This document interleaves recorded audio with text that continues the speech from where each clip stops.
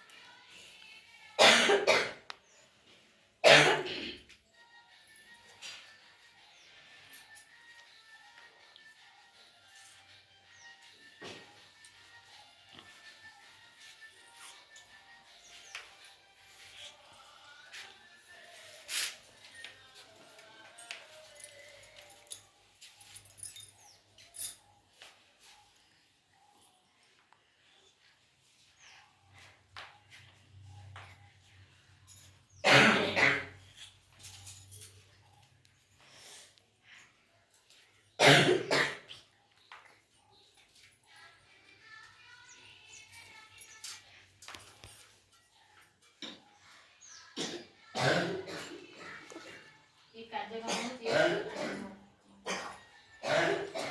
ହେଉଛି ଆମର ଜ୍ଞାନ କେନ୍ଦ୍ରରେ ଆଜି ସୁପୋଷଣ କାର୍ଯ୍ୟକ୍ରମ କରାଯାଉଛି। এই ସୁପୋଷଣ କାର୍ଯ୍ୟକ୍ରମରେ ଆମେ ସମସ୍ତେ କେମିତିକା ସୁଷମ ଖାଦ୍ୟ ଖାଇକି ସୁସ୍ଥ ହେବା। ଆମର ସବୁ ଏଜ୍ର ବୟସ୍କର ଲୋକମାନଙ୍କ ପାଇଁ ଛୁଆ ମା ଗର୍ଭବତୀ ମା ପ୍ରସୂତି ମା କିଶୋରୀ ବାଳିକା ସମସ୍ତଙ୍କ ପାଇଁ ଆମର ପୋଷଣ ଆବଶ୍ୟକ।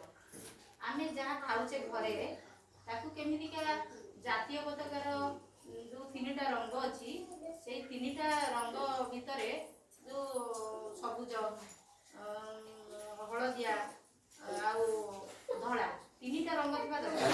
ତାମାନେ ଭାତ ଡାଲି ଆଉ ସବୁଜ ପନିପରିବା ଥିବା ଖାଦ୍ୟ ଖାଇବା ତାକୁ ଆମେ କହିବା ସୁଷମ ଖାଦ୍ୟ। এই ଖାଦ୍ୟ ଖାଇକି ଆମେ ସମସ୍ତେ ଯେମିତି ସୁସ୍ଥ ରହିବା ଆଉ ପରିଷ୍କାର ମଧ୍ୟ କରିକି ଖାଇବା। ତେଣୁକରି ଏ କାର୍ଯ୍ୟକ୍ରମ ଆମର ସବୁ ଜ୍ଞାନ କେନ୍ଦ୍ର ମାନଙ୍କରେ এই କାର୍ଯ୍ୟକ୍ରମ କରାଯାଉଛି।